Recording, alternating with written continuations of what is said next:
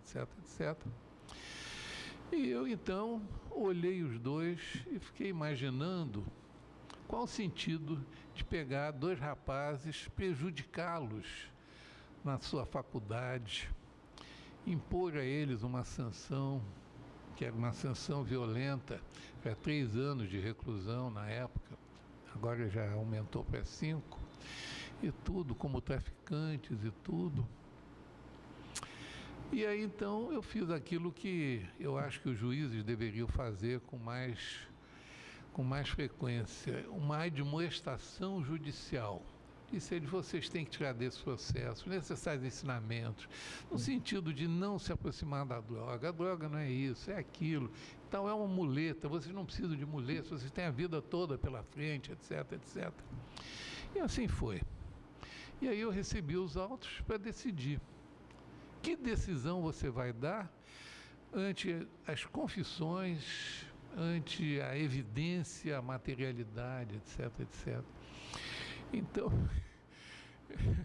eu fiquei imaginando dois rapazes,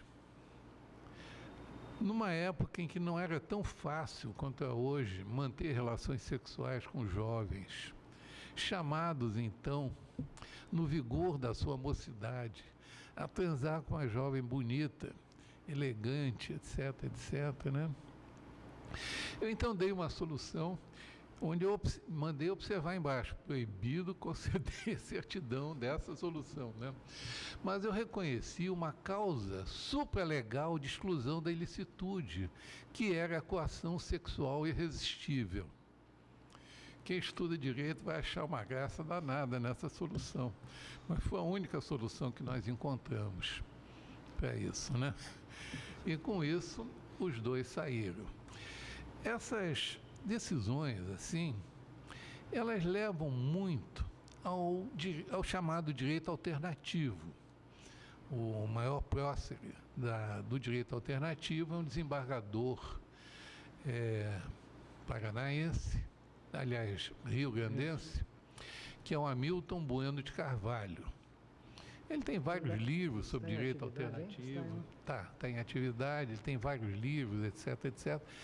Mas a coisa fica um pouco complicada, porque na medida que você coloca nas mãos do juiz decidir de uma forma, vamos dizer, paralegal, você corre um risco muito grande.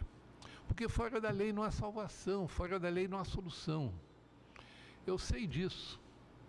Mas eu acho que nós temos que ter algumas balizas nesse contexto. E não são todas as pessoas que são vocacionadas para serem juízes criminais. De um modo geral, os juízes eles vêm de uma advocacia civil. A advocacia civil é 2 mais 2 é 4. 2 mais 2 não pode ser 3 nem 6. Mas no direito penal, muitas vezes você tem que lidar com valores humanos, que é a liberdade.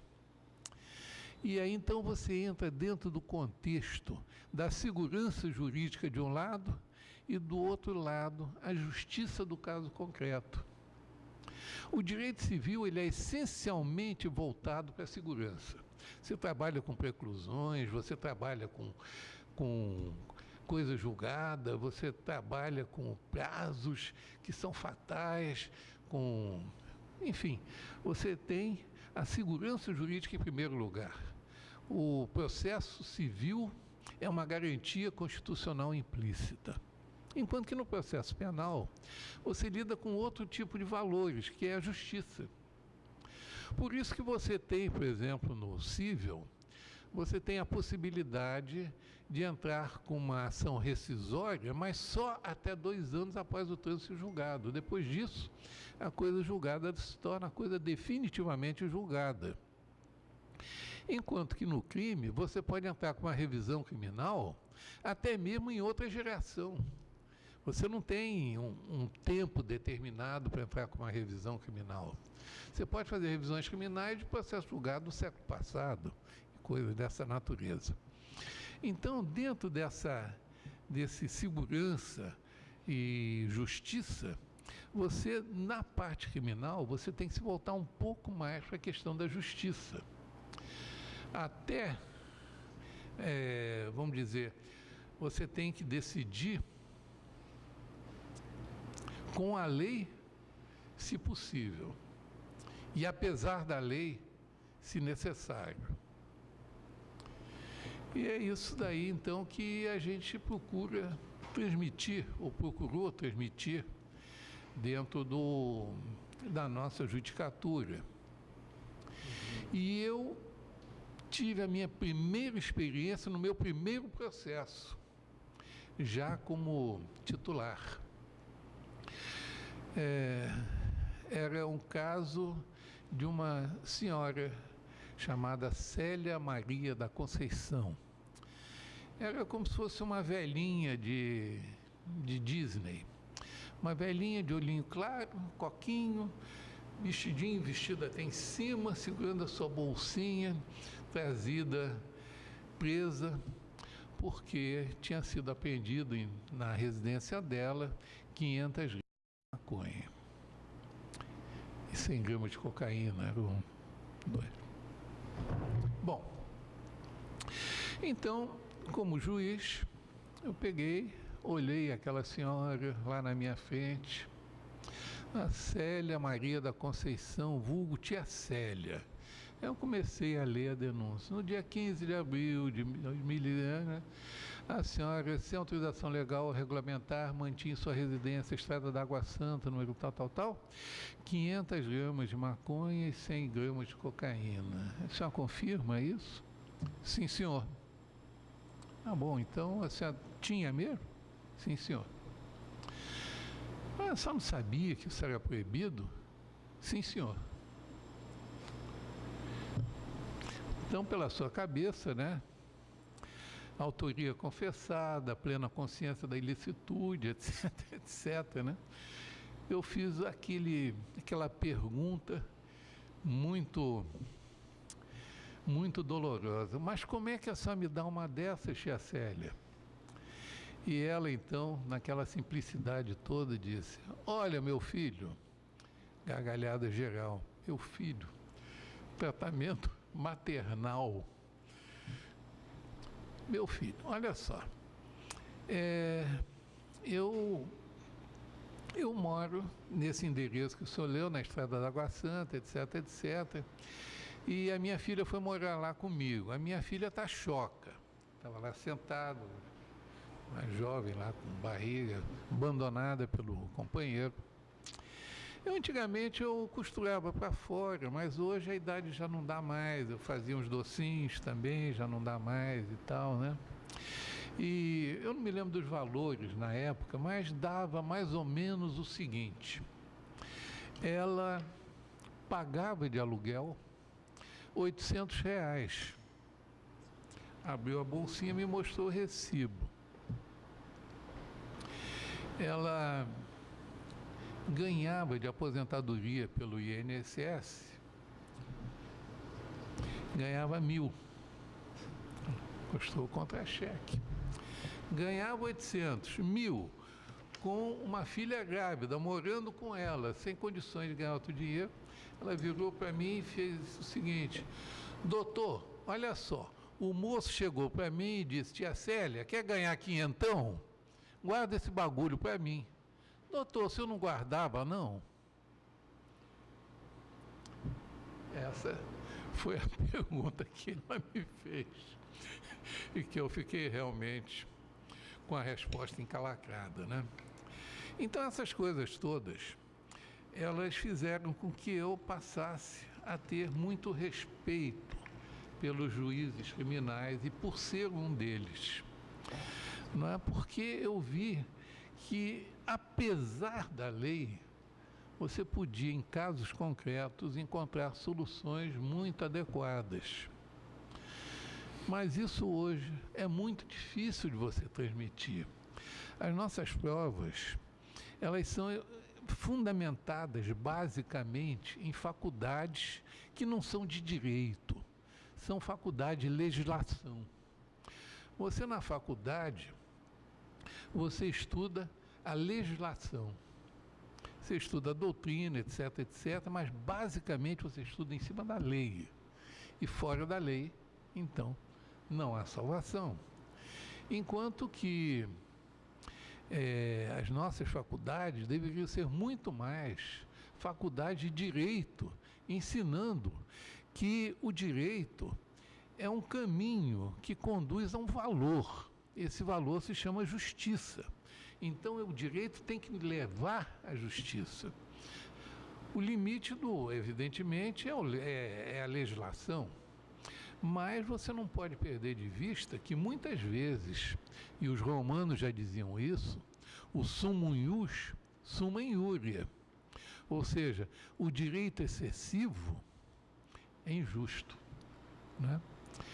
E eu ganhei muita coisa, muita experiência, conforme eu já disse, sendo magistrado. E hoje eu sou muito grato a essa casa e só posso recomendar a quem puder que faça algum bom curso, porque hoje também as perguntas são meio esotéricas, passando na prova, então saibam que nós não julgamos papel, nós julgamos pessoas, pessoas e toda a sua circunstância. Às vezes uma decisão, ela transcende. Dizem que a pena não deve passar da pessoa do delinquente, mas ela transcende. Ela atinge os pais, atinge o cônjuge, atinge os filhos, atinge todos os amigos, etc, etc. Excelência, durante um pequeno período da sua vida profissional, enquanto magistrado, o senhor foi juiz do Tribunal de Alçada, né? Criminal. Sim. Que não por acaso funcionava aqui nesse prédio, né? Sim. Então, nós gostaríamos de saber quais lembranças o senhor guarda desse período, né, de juiz do Tribunal de Alçada, como era o funcionamento desse tribunal, né, visto que essas entrevistas elas são consultadas, né, por pessoas que se interessam pela história do judiciário. Então, nós gostaríamos que o senhor fizesse um relato de como funcionava o Tribunal de Alçada Criminal e que lembranças que o senhor guarda desse prédio, né? Que hoje abriga aqui o Museu da Justiça e o Centro Cultural do Poder Judiciário. Bom, o Tribunal de Alçada Criminal era uma grande família quando eu vim para cá. Eu fui um dos últimos juízes 95, né? A serem convocados, né? Nós éramos convocados e eu fui um dos últimos. Eu e o depois desembargador Alberto Mota Moraes, nós viemos juntos para cá. Eu fui designado para uma Câmara Criminal, porque evidentemente o Tribunal de Alçada era só criminal, era juiz criminal, e nós trabalhávamos sempre de uma forma muito harmônica. Dificilmente você tinha o voto divergente. Cada um ele defendia seu ponto de vista, se ele conseguia justificá-lo perante os outros, muitas vezes mudava-se de opinião, etc, etc. E nós aqui conseguimos, por exemplo, quantificar melhor a dosimetria da pena que vinha de primeira instância, que vinha sempre com muitos erros matemáticos, aritméticos, não é? Por exemplo, só para dar exemplo de um erro matemático que era muito comum. O crime de roubo, que era da nossa competência, pena base 4 anos, aumento de metade e redução pela tentativa de metade. Então, o juiz de primeira instância muitas vezes pegava 4 mais 2 menos 2, 4. Quando, na realidade, você tinha que ter 4 mais 2, 6. Reduzido a metade, 3. Isso aí era um erro, assim, muito frequente. Tanto que, por força disso, eu, pessoalmente, acabei de me especializar, entre aspas, em dosimetria da pena. Eu tenho muita coisa escrita a respeito também, mostrando como fazer esses cálculos matemáticos. Na época não tinha computador, o cálculo tinha que ser feito em cima do... tinha que ser feito à mão mesmo. Então era meio complicado, você aumenta de 1/3, reduz de 1/6. Então, como fazer esse tipo de cálculo? Isso daí, para um juiz do cível, que está acostumado exclusivamente a lidar com a lei, etc., etc., é bastante complicado, era bastante difícil, não é? A questão, por exemplo, de que nós, no direito penal, você tinha que computar o dia do início, computa-se o dia do início no cômputo do prazo, não é? Muitas vezes isso não acontecia. O sujeito era preso, vamos dizer, às 11 horas de um dia, às 11 horas da noite, e concedido uma fiança a 1 hora do dia seguinte.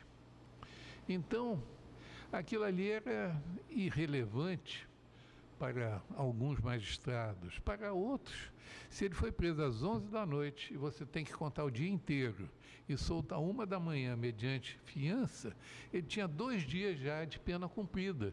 Isso, muitas vezes, no cálculo da pena dele, importava numa diminuição que conduzia a uma prescrição da pretensão executória da pena e coisas dessa natureza. Então, comecei a dar aulas, especialmente aqui na Escola da Magistratura, também, que depois veio a se instalar aqui também, a respeito de dosimetria da pena. E com isso, eu acabei conhecendo um pouco do Brasil, porque com base nesses trabalhos e nesses estudos, etc., etc., tribunais de justiça de outros estados passaram a me convidar para fazer as aulas de iniciação ao direito penal.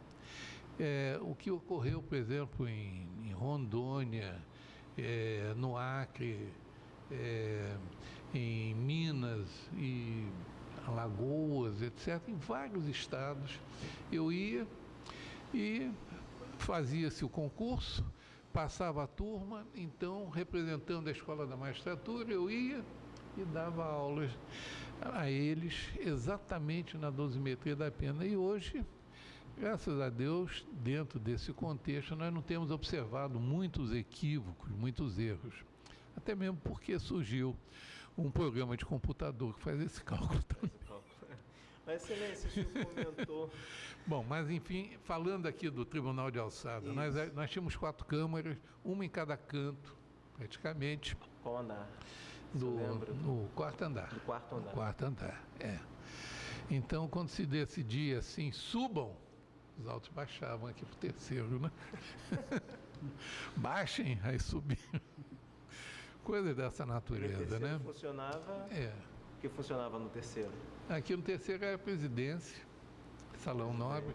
Depois tinha lá embaixo também, foi mantido, né, o antigo Salão Nobre, onde foi, inclusive, assinado o nosso primeiro direito penal, né, o Código Penal, não é, que de 1940, que entrou em vigor em 1º de janeiro de 42. Então tem a plaquinha comemorativa. Pleno, né? E foi lá, por exemplo, que eu tomei conhecimento de que nós já tivemos um presidente, né, que tinha um interessante nome, né? Quando você é muito econômico, como é que você diz?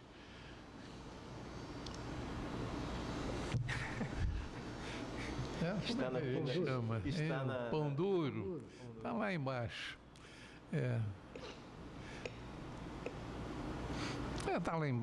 Tá lá escrito. Vocês desculpem, o alemão já está me pegando um pouquinho, né? E a escola, o senhor comentou também que a Escola da Magistratura veio para cá... Pindaíba. Pindaíba de Matos. Exatamente. Foi lá que eu aprendi quem era Pindaíba de Matos. Bom. A Escola da Magistratura, que o senhor comentou que veio para cá também, o senhor lembra onde que ela funcionava? Eu estou fazendo essas perguntas sobre o prédio, Excelência, porque no ano passado esse prédio completou 90 anos. Né? E nós tínhamos até uma comemoração, uma exposição que não foi possível ser realizada, ela deve ser realizada esse ano, né? E nós estamos levantando algumas com ênfase a esse aniversário. informações e relatos de entrevistados sobre levantando informações. Bom, eu pessoalmente, quando houve a extinção dos tribunais de alçada, era presidente aqui Humberto de Cleo Batista, e nós todos fomos, então, aspas, promovidos a desembargadores. E eu escrevi um texto em homenagem a isso, que eu vou, inclusive, encaminhar, poderia ter trazido, né? Vou encaminhar, que era o memorial da vida do Tribunal de Alçada. Que nós tínhamos uma medalha comemorativa que era dada a quem visitava o Tribunal de Alçada. Fizemos aqui uma série de iniciativas, inclusive o Tribunal de Alçadas passou a editar um informativo com as realizações, com o que estava acontecendo, com as mudanças, aquele negócio todo, não é? E isso aí acabou, de certa forma, se perdendo, né? Talvez eu tenha ainda alguns exemplares e tudo que eu vou encaminhar. Ah, sim.